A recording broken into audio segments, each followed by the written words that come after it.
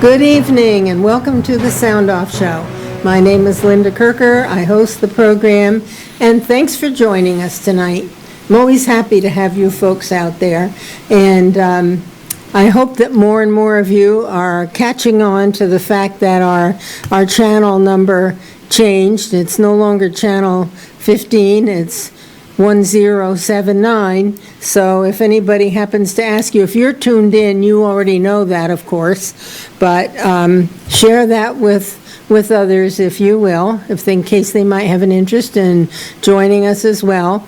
And as I offer to you every week, you are more than welcome to chime in with a phone call, with a question or a comment. We'd love to hear from you after we get going on whatever it is we're going to start talking about. This is, as you know, a trying time for all of us in so many different ways. People whose businesses are, losing money left and right, and people whose jobs are no longer here, temporarily anyway, hopefully. And the school situation with children, are they in, are they out, are they going to be schooled at home? A lot of questions and financial issues, and so all I can say is that we can't give up, and we have to have hope and faith and just keep trucking along and supporting one another in any way that we can. So with that, I would like to introduce my guest. He has not been on the show for quite a long time. His name is Brian Savage, Representative Brian Savage, and Brian is the Assistant Minority Leader in the Vermont House of Representatives, and he's a resident of Swanton. So some of you, maybe many of you already know Brian. I won't shake your hand. Right, we don't shake hands, but hi, Linda. It's nice to be here. Thank you. It's great to have you here, Brian. There are so many things going on, and vote after vote in the legislature. I don't know about the viewers out there, but I have this feeling that so much of what is happening in the legislature in Vermont is taxation and regulation. At least that's what their goals are. That's pretty much the pretty good assumption. Yeah, there's a lot of well, obviously, we have taxation because we have to fund the government, fund the budget. But I think Senator Randy Brock said it once, more than once I've heard him say this, we don't have a taxing problem here, we have a spending problem. Oh, absolutely. But yeah, that and regulations, we have to, we try to be, certain people there will try to think that government should be all things to all people, and it can't be, of course. Nope. And it shouldn't be. And this year has been very convoluted. Normally we are done by May 8th to May 10th. This year, of course, we stopped on March 13th. Where it really didn't pick up again until I think it was late April. And then it was done remotely through use of Zoom. We had to fund, we did pass a budget, and we had to fund government, but we didn't know what the federal government was going to be coming out with for help, and we didn't know where the revenues were going. I mean, it was just taking a stab at it. So what we did was they finally realized how we're going to do this is that we passed the budget, but we only appropriated funds, an estimated fund, to carry the operations and pay for them until October 1st. So that would be from July 1st to October 1st, or the first quarter of the fiscal year. And then we adjourned, but not final adjournment. We just adjourned at the end of June and to take a couple of months off, and we came back in the end of August to do the restated budget based upon projections and actuals, and then we did pass the budget out of the House last Friday. It's now in the Senate. That is, but it includes an all-in. There's a lot of stuff in that budget. The bill itself was 201 pages long. But that's also, there's money in there that's the leftover federal money that came for the care money, the COVID-19 relief funds. That's all in there.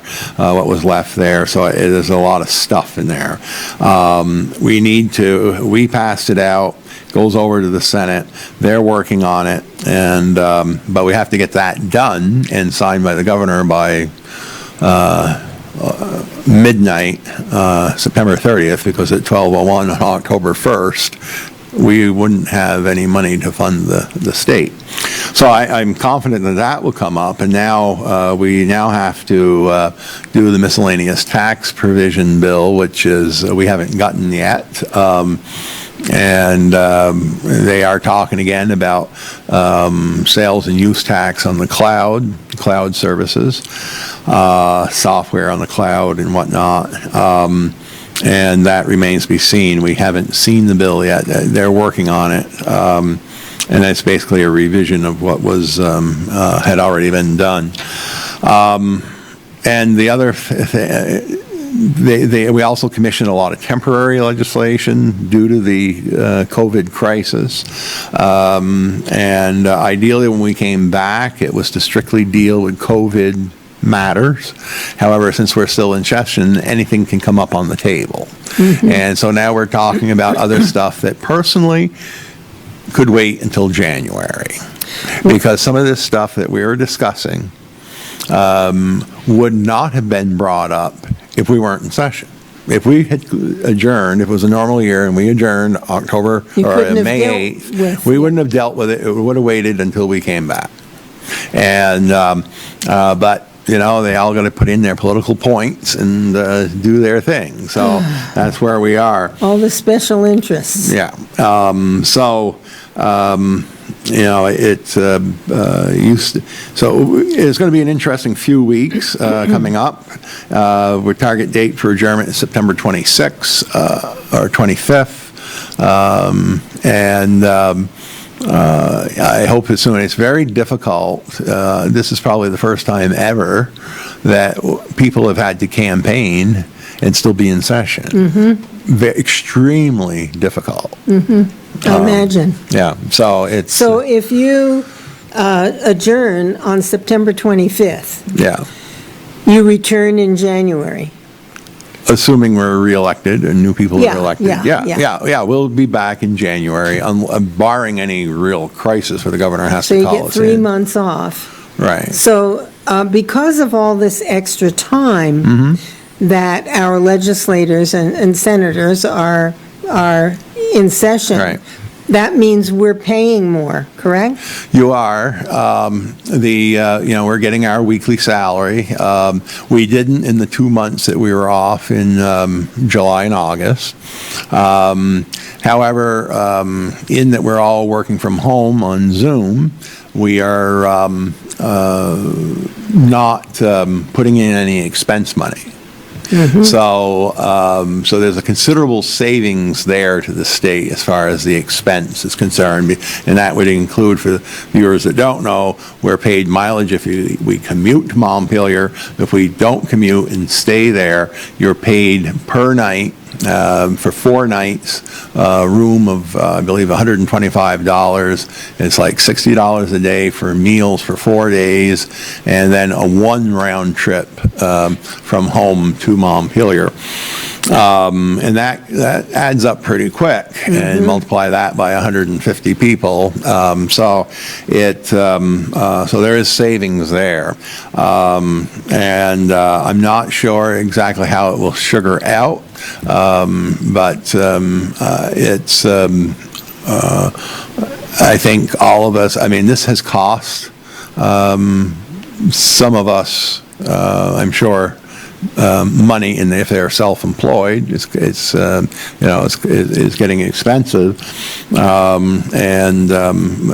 so we'll just have to see what's going. But there will be more. We'll put it this way: my W-2 from the legislature will be significantly higher when I get it for this year than it has been since I've been there. Okay. Still not much, but significantly Okay. higher. No, it's not a lucrative job. No. I know that firsthand. Well, Brian, couple of things. Can you elaborate a little bit about what the sales and use tax on the cloud is about? Okay. What cloud? Okay. That's storage, right? Right. It's, well, first of all, you have a computer, and you could go to a local office supply company like Staples or any of those and buy a box, and in that box is a computer program for, let's say,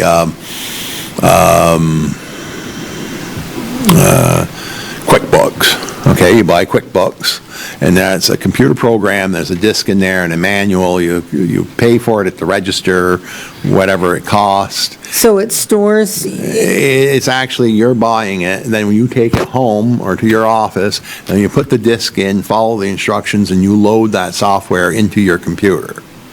And what is the software? Okay. It could be anything. In case of QuickBooks, it's an accounting system for your business. Okay. So it's one more way for the state Right. to get money.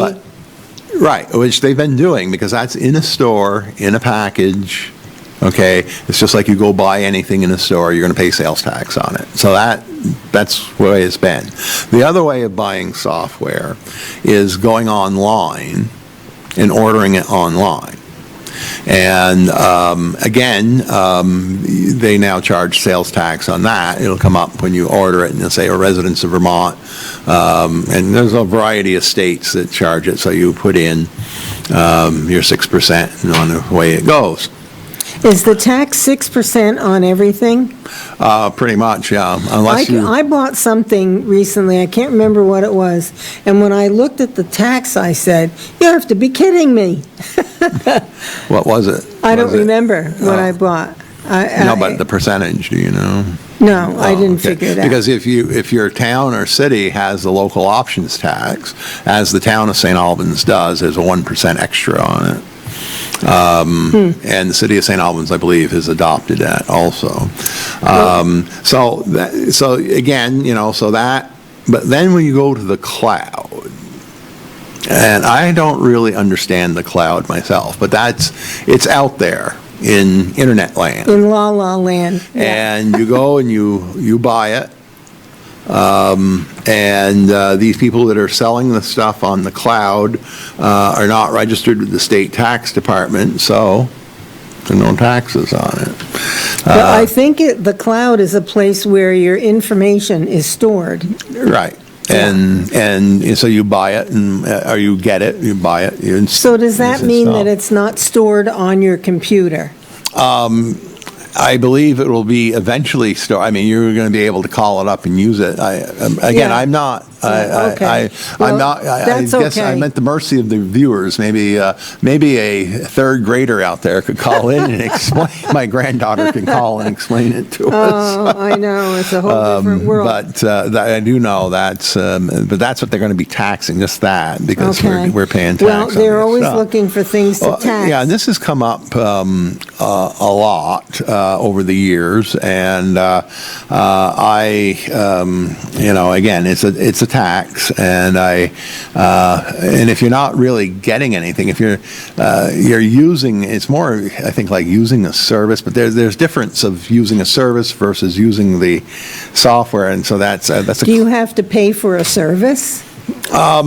Or just buy the unit? Well, there's two different ways. You can, from my understanding, again, not knowing much about it, you can get it as a service, And then that wouldn't be sales tax, because that's a service, although they've tried to tax services I before. know. And- Anything that moves or Yeah. doesn't move. And, or you buy it and you load it, and that is where you've bought it, so you probably have to pay tax on that. And Okay. There's acronyms for that, and a little All right. more.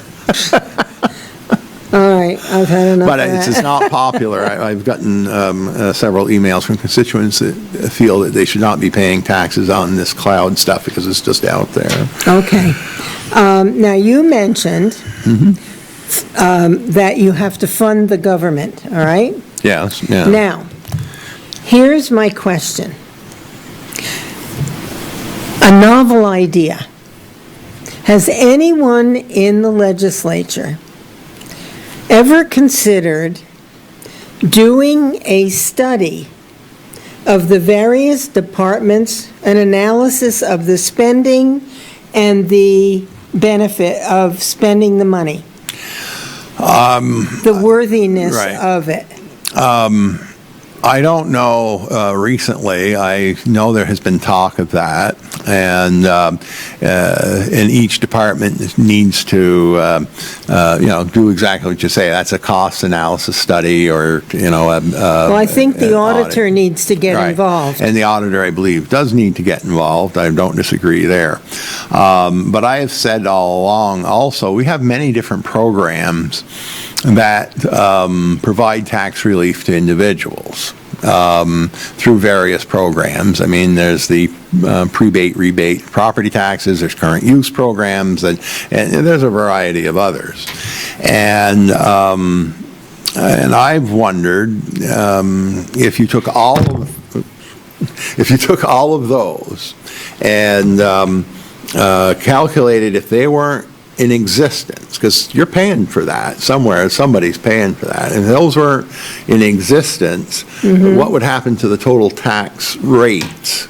And I'm not saying to do it, but they certainly could do a study to see. Well, I'm thinking in terms of some of the bigger departments or agencies of government, Right. such as the Agency of Human Services and the Agency of Education. Right. Well, the Agency of Human Services, several years ago, the auditor did attempt to do an audit, and he came back and reported that Oh, it I was remember that. too big, he couldn't do it. Well, what I believe, what I recall, is that he said he couldn't do the analysis because there were no standards to be met so that he could measure Yeah. how, no particular standards to evaluate. Right, like anything, any business, there's always What's the accepted goal? standards. What's the goal? And what's the goal? And are you meeting the goal with the spending that Right. you have? Right. And I strongly feel that it's time for government to be audited. I really do. I do. It's, there's the process the budgeting process is very convoluted. We get the budget, and it's by department, that's just fine, and it's broken down. But we never see a balance sheet for the department. We don't know what they've got. accomplished? You know, Right. I think I'm correct me if I'm wrong, that government's the biggest employer in the state of It Vermont. is, yeah. How many state employees are there, do you know? Well, anywhere between 8,000 and 9,000. I mean, it fluctuates, of course, but I believe probably the next biggest employer after that is probably UVM Medical Center, but I'm not sure of that. But the state is right up, if not the largest, is really up close to the largest. But as of, I think it was a year ago, they were the largest employer. Okay, on another note, can you explain to me, or help me to understand, why Vermont, little Vermont, where people are moving in because they want to get away from the big cities where you have all the coronavirus and so forth, But generally, we've lost hundreds of farms over the years. We've lost over 30,000 students in our K through 12 school system since, what was the year? 2005, 2000, somewhere around there. Somewhere is it? Yeah. And yet, we have, I believe, the second highest average per pupil spending in the nation. Little Vermont. Why? And what are we getting for that investment? Yeah.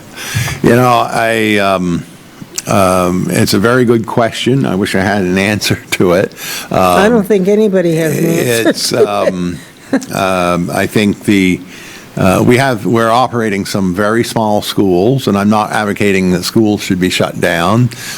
Here in Franklin County, certainly on this side of Franklin County, we don't have small schools by this standard, but you go into other parts of either this county or in other counties, and they have some very small schools. And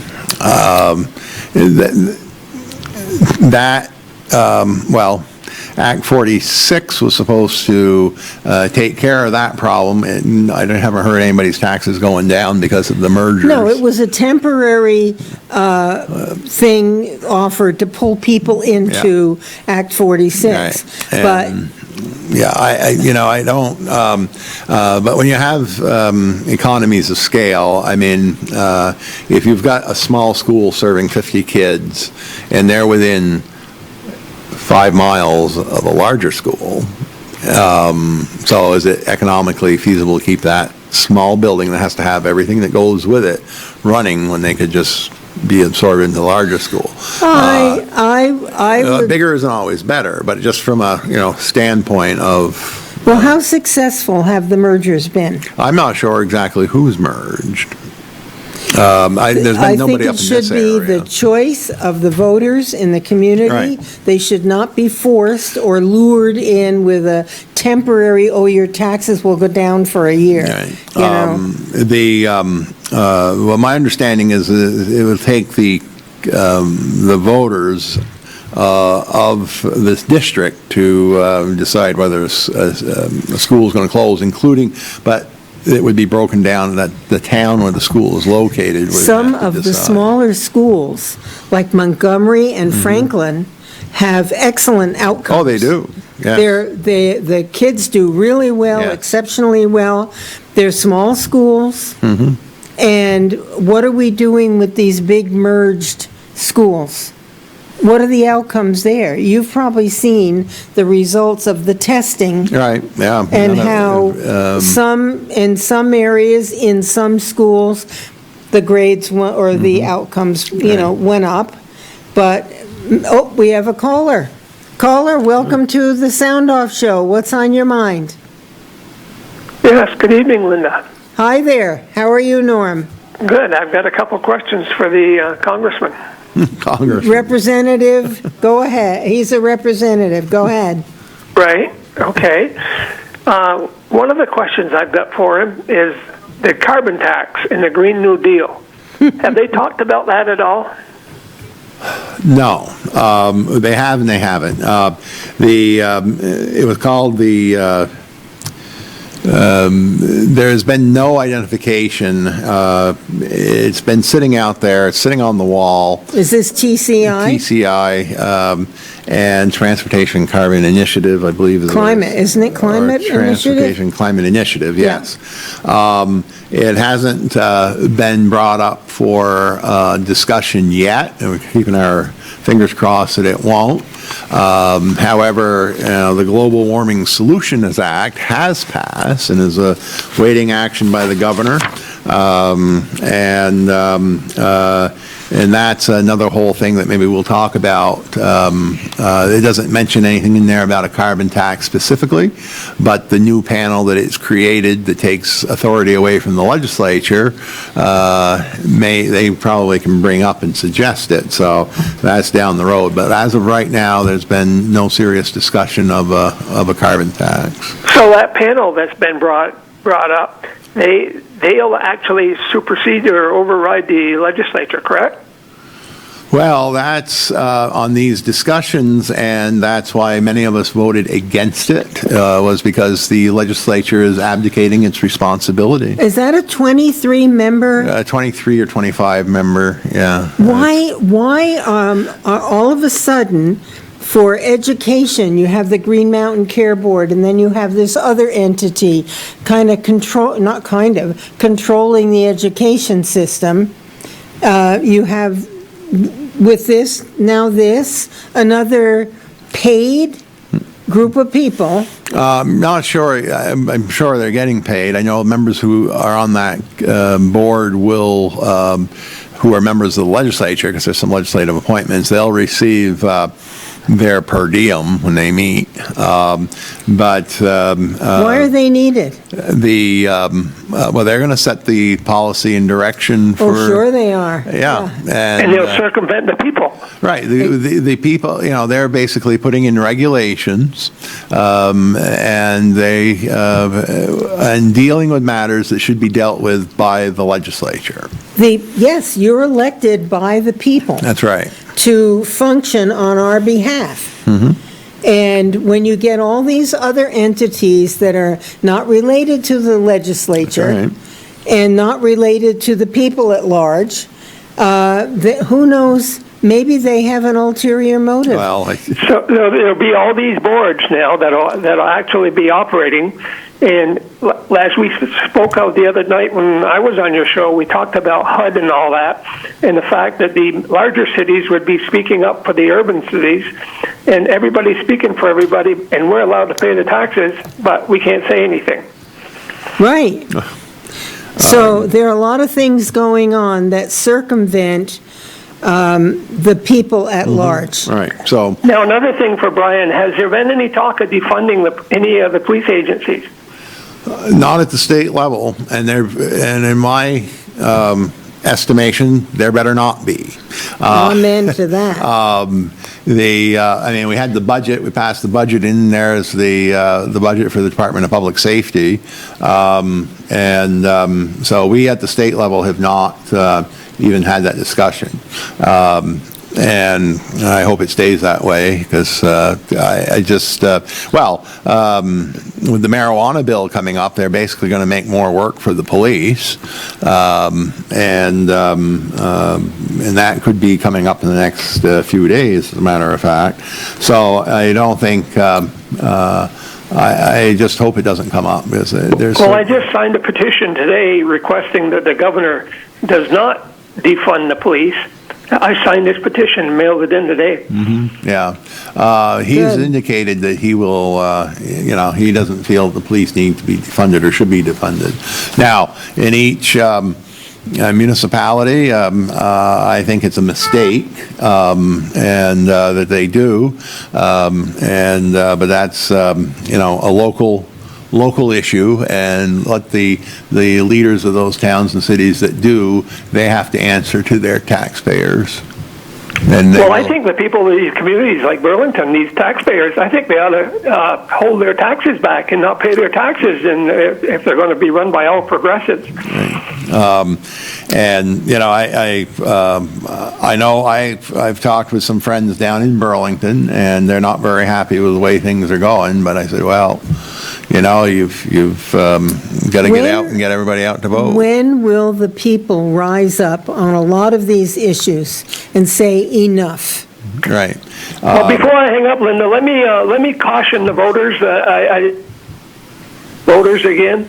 If Biden defeats Trump in November election, God forbid, it will mean the end of democracy and leave only one political party in power, and it will happen fast. Rush Limbaugh says they'll grant statehood to D.C. and Puerto Rico, and they'll give them 4 extra Democratic senators automatically. We won't have to worry about Vermont, because we'll be dictated from everywhere else. Yes, well, the liberals, I don't know if it's all Democrats, but certainly the liberals definitely want Puerto Rico, and what's the other one? D.C. Oh, they that's want to right. turn D.C. into That's a state. right. To become states, and that, leave well enough alone. We have a constitution, It set a wonderful structure for protecting the people and giving the people rights and empowerment and restricting the federal government.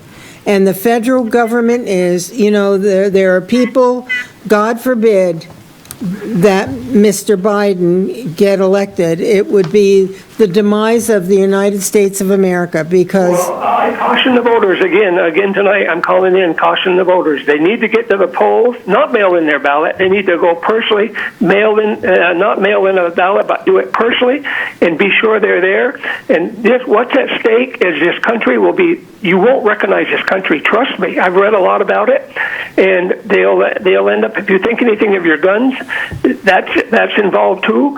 And if you like these tax cuts and this prosperity that we're enjoying right now, these people better be voting.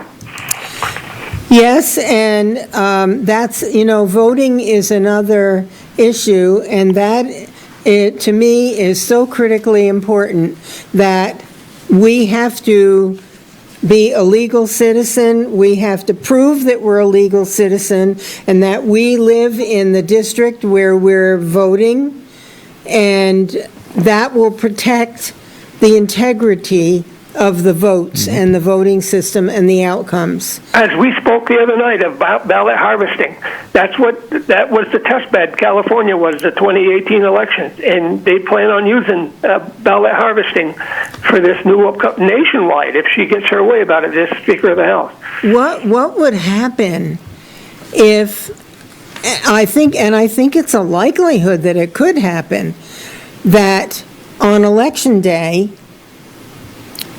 there are all these states saying, oh, well, listen, we don't have all the votes counted, or votes are still, ballots are still coming in, so we have to postpone. God forbid Nancy Pelosi will end up being the president. Oh, please. There is an election day, and when that day comes and goes, it's over. That's right. That's how I feel. The Secretary of State here in Vermont had issued an email, I believe it was yesterday or maybe it was late Friday, that instructions on how to do when you mail your ballots back in. He said they are due back at the town or city office. The day before, right? The day of. The day of. At the close of business. They're due back to the town clerk's office, the city clerk's office, by the close of business on Election Day. So how are they all going to be counted? They won't be counted by the end of Election Day. Well, yeah, you get them to the town clerk or bring them to the polling place on Election Day. In that case, wouldn't it void them if they didn't make it in there? No, they are making it in there. Okay. He told people to plan on mailing their ballots back 10 days before Election Day to make sure they get there. I believe he has created a nightmare. Well, I don't disagree with that, but so Election Day comes, the town clerk will, when the polls close and the ballots, and they've gone to the post office, they've gotten the mail prior to the post office closing, and that's it. Is there a time on Election Day, an hour, by which we should have the knowledge of all the voting? Your polls close at 7 o'clock in the state of Vermont, throughout the state. Most of the larger towns are on the voting tabulators. And so typically you should have results within an hour and a half to 2 hours after the polls are closed. Well, actually, mail doesn't come in after a certain time of day, right? So the town clerks wouldn't be receiving mail up until 7 or 8 o'clock. No, when the post office closes at 4:30 or 5 o'clock, that's it. And the other thing is, I can mail a letter from Swanton, from my house, or from the Swanton post office to an address in Swanton. And it takes 2 days to get there because it has to go to their sorting center, and then it's sent back to Swanton. So you got to keep that in mind also. Well, this is a scary time because we all want, at least I do, and I believe you do, integrity of the voting system. Right. Legitimate votes. Yep. And a legitimate outcome. So, I mean, I'm planning on going to the polls myself Absolutely, and so voting. am I. But you can keep in mind, you're going to take those ballots that were mailed to you with you. Oh, you do? Yeah. Yeah. So you can't mail it after and say, oh, Right. Or have somebody else drop it in later or whatever. Well, I didn't get a ballot. Well, nobody has yet. You will. Oh. They're supposed to be mailed out. That's right. I heard they were going to be mailed out the 19th and all in place by the 21st, but the latest thing I read from the Secretary of State's office, they will all be mailed out on the 21st. So by the 23rd, everybody should have their ballots. In 2 days you get them? Roughly 2 days, yeah. Any place in They're coming Vermont. from the Secretary of State? They're coming from a mailing, probably from where the primary ballots came from. They use a mailing house in Massachusetts to mail them. Even though I've told my town clerk that I plan to walk in and vote, I'm going to get a ballot That in is the my mail? understanding. Everybody's getting a ballot. We'll see what. Well, But as far as the integrity, I'll put it this way: I've been a justice of the peace in the town of Swanton for many years. I took some time off, but then went back on it. And the first election I officiated at was a town meeting in probably 1991, or maybe somewhere in the late 80s, early 90s. And now, keep in mind, I had worked for the banking business for a long time, even at that point. And so I go back the next day to work, and my staff asked me, well, how did it go? And I said, well, because we were still counting ballots by hand in Swanton. And I said, in my career, I've counted literally millions upon millions of dollars in cash. And but when it came to counting the votes, I counted those far more carefully? precisely and carefully than I ever did the cash. Well, I wanted to make sure it was right the first time. So if I get a ballot in the mail on the 21st or the 23rd, and I'm not going to use the ballot. Wait, I'm going to take it with me into. Take it with you.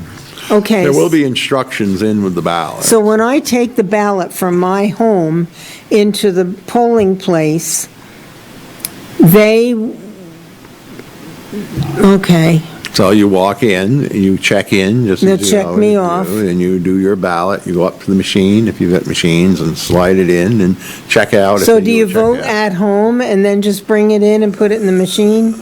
If you bring it in and it's already voted, it has to be in the envelope signed by you, and you just hand it to the town clerk. You do not put it in the machine. Oh, that's interesting. Just like if you had an absentee ballot, the old way, the absentee ballot, and you had somebody bring them in for you, or you brought them in yourself, you just hand it to them, and they'll put it in later. But so it's. Is there any chance that somebody could have mailed in a ballot with my name and an address on it, and then when I go in to vote, they say, "Oh, you were already voted"?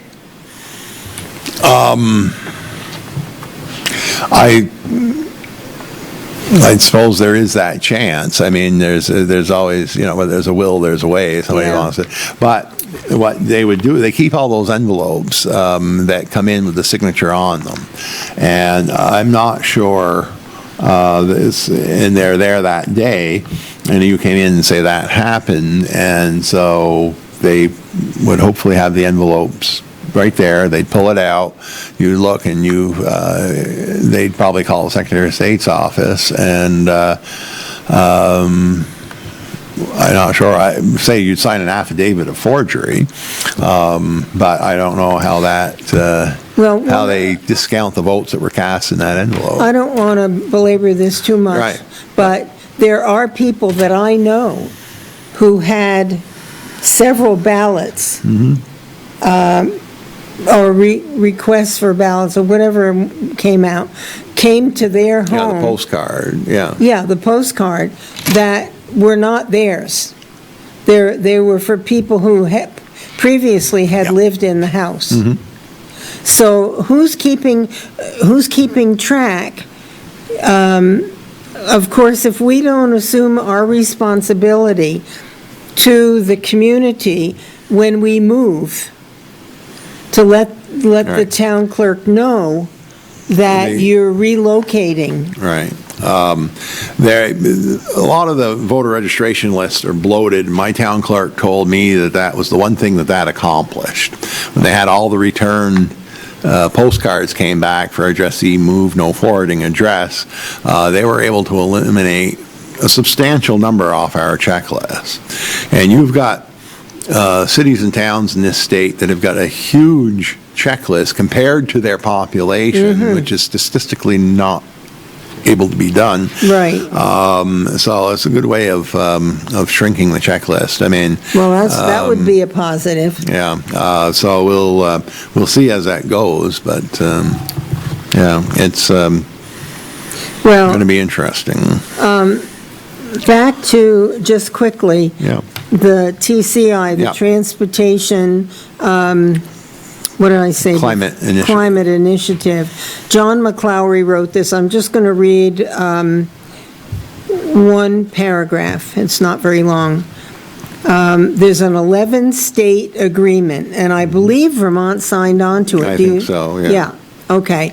An 11-state agreement to drive up your gasoline and diesel fuel taxes to get people to stop driving our combustion cars, which is gasoline-operated car, by relieving them of millions of dollars to insulate someone else's home, subsidize electric cars, build charging stations, bike paths, and so on. This same proposal is before the Vermont legislature. Yeah, well, that's pretty much what they want to do. It just hasn't seen any action. I think politically it's a hot potato, and they certainly. I wouldn't think in an election year, this close to an election, they'll bring it up. Nobody wants to pay more for gasoline or diesel. We pay enough already. We do. I remember when it was 99 cents a Right. gallon. And, and we are a rural state, and, we don't have mass transit Right. like other states do. But they want electric buses and electric this and electric. But if you don't live on a route, that doesn't work. So I think that, and I will say that, young people don't seem to want to drive like they used to. At least that's the philosophy. But I'll tell you one thing, and I know this from personal experience in my family. When they have everything that goes along hunky-dory, they're living in Burlington and they're on a bus route and everything is fine. But that all goes quickly out the window when they have a baby. Oh. Because they got to walk quite a ways to the bus stop, and in nice weather, not bad, even with a baby, but in not so nice weather, as Vermont is noted to have most of the time, it is another whole story. And they have since moved to Franklin County, so so I just they have a car. That's what I'll say. Well, I just want government to leave me alone. I get off my land, get out of my car, get out of my home, leave me alone. I'm quite capable of making my own decisions about what works for me. I don't want you taking away things that I'm familiar with and comfortable with and can afford so far. And just, if you want to purchase, Brian, an electric car. Be my guest. Yeah. But sure. right now, the taxpayers, as I understand it, are providing a subsidy of $5,000 to every person who buys an electric car, because the people who are in these businesses and want all these new and different things, I'm not against it. If you want an electric car, go and buy one, be my guest. But don't make me subsidize the cost of it.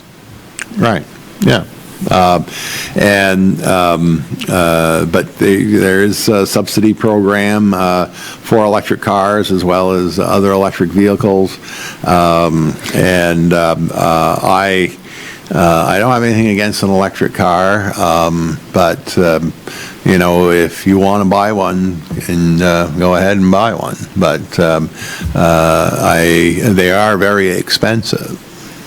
Well, and they're about $30,000. well, depending upon what you buy, of course, like anything. But they are expensive, and but I don't really see. They should be able to be. If they're so good, they should be sold on their own merit. Absolutely. And if you want one, be my guest. Right. Go and get it. Right.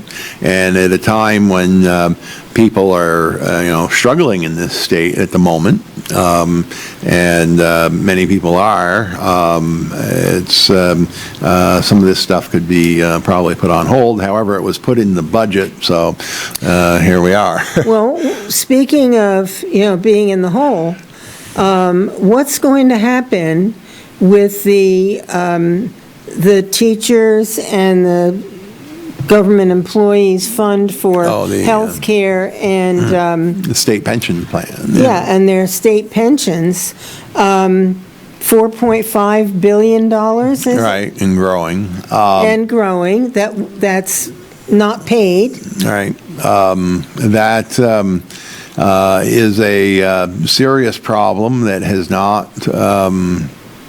They're trying to reduce it, but at the amount of the deficit in that fund, what they're making attempts at paying isn't enough to make a significant difference.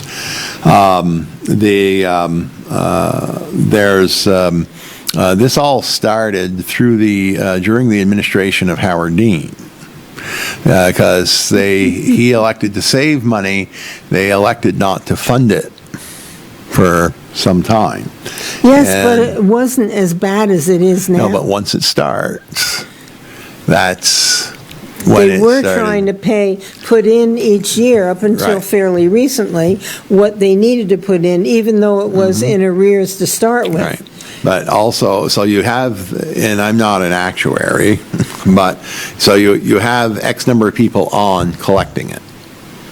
Okay. Oh yeah. And then the new ones. Then you've got new people who are also now retiring at a fairly high rate. Yeah. So they're bet. drawing from that. So it's the combination of the two. So there are three pension funds. I believe there's three. There's the state employees pension. There is the school teacher pension. And then the municipal employees pension.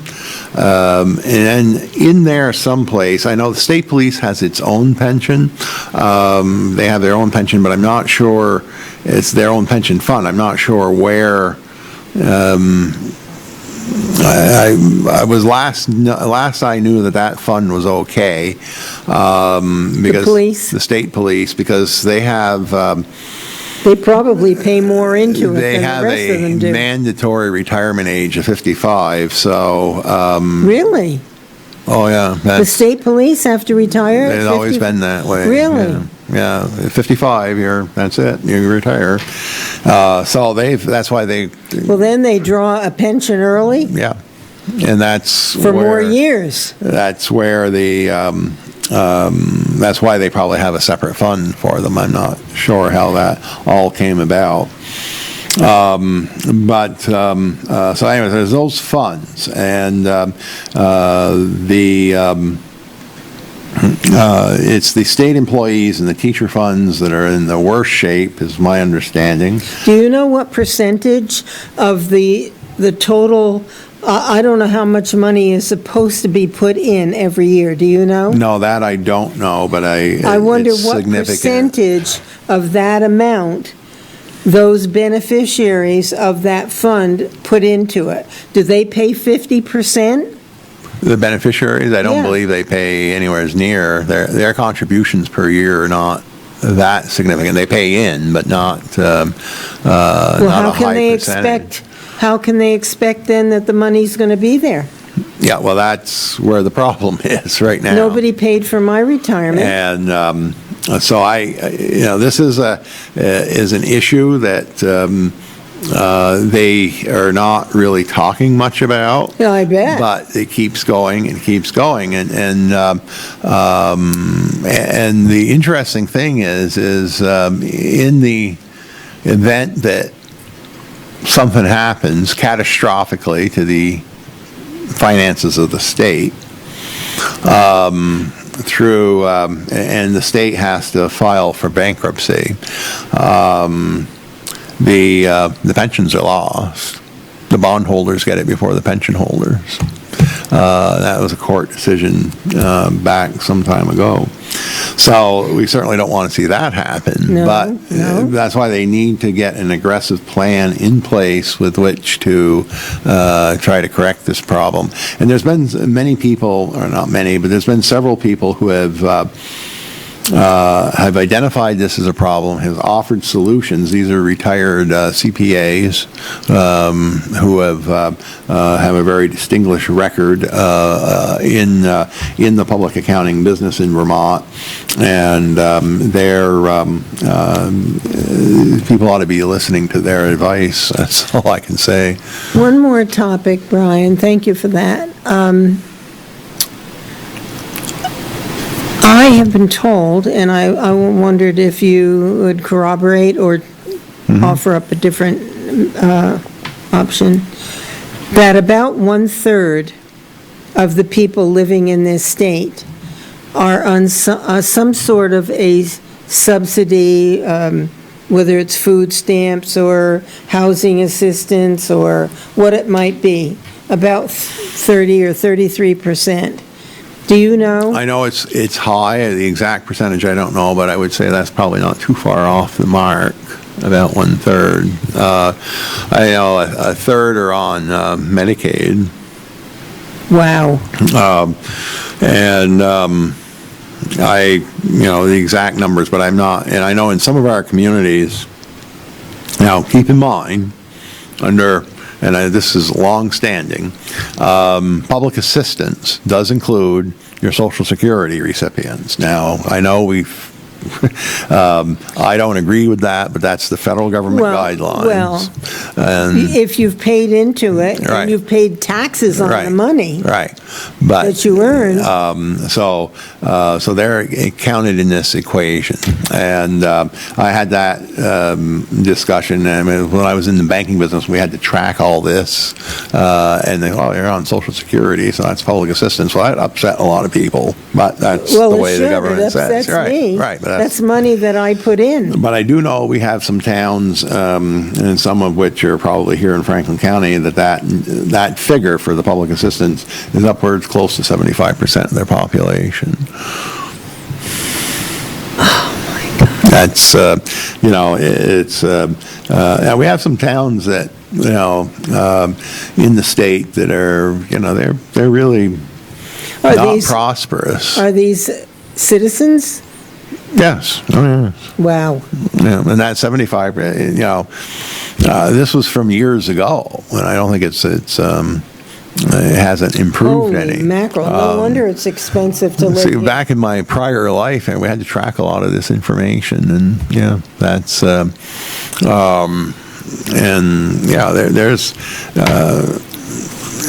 none of us in Franklin County through here are probably wealthy, but you go to other parts of the state, and Franklin County looks pretty prosperous. I'm sure there are some people who are well off, and I'd like to think that they earned it and they deserve it. Right. Yeah, and I don't have a problem with that. No, I I'm agree sure with you don't, no. And, but I'm just talking the overall travels I've done around the state, and you go through a lot of small communities, and you can tell that community is struggling. If you go through the towns around here, and they have their spots, of course, but most of them overall look really good. Well, you know what, another thought, talking about wealth versus not wealth, one thing I've been thinking about lately is the amount of drug use and drug abuse. Yes. And especially among young people. And I wish there were something that I could do about it, but as I think through this, I wonder if many of them who are addicted to drugs don't feel like they have a purpose in life.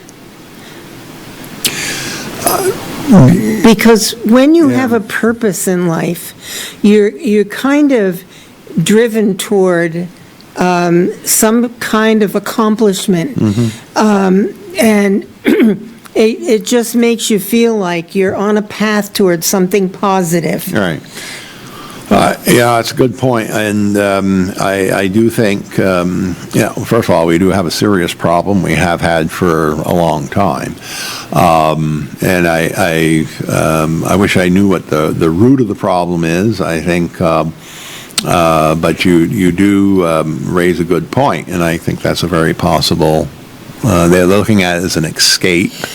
And that's where they get into trouble. We all know that there are tough situations in life, whether it be a family situation, whether it be, you don't have two parents in the household that are,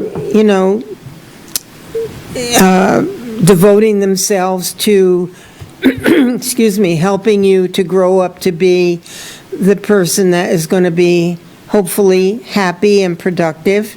And then you have people who are pushing drugs, right? Who, to vulnerable young people. Right. Oh, just try this, Oh, it'll make you feel great, right? Yep. And the next thing you know, you're on something stronger, and then you're addicted. And I can't imagine it. I was raised to work hard. Even from the time I was a little tyke, I had a job to do. And it gave me a sense of accomplishment and empowerment, and that I was capable. And I just want our young people to have that. Right. There's so many young people that are often, they're just like a ship adrift in the middle of the ocean. Now, if our schools challenge them, if our schools have high expectations, which I don't believe they do these days, which makes me sad. I hope I am wrong. But the work ethic and the assignments and the productivity and the expectations, of achievement, and then you feel good about yourself. Right. And you're on a path to something positive. But when you don't have that in your life, whether it comes from home or whether the schools help to produce that, the schools have a lot on their plates right now. They're in a very bad place as far as I'm concerned. Right, yeah. It's teachers and children are trapped in a failed system. Yeah. And it's not good for the taxpayers who are paying dearly for it. It's not good for the teachers who are frustrated and upset, and it's not good for the kids who are not getting the best that we can provide for them because of all the inner workings and Common Core and all of that. We are down to just about 40 seconds. Oh, really? Well, oh, yeah, time flies when you're having fun. Right. Yeah. So, folks, I hope you learned a few things tonight, Brian. Okay. Thank you so much for all the years. How many years have you been in the legislature? I'm completing my 12th year.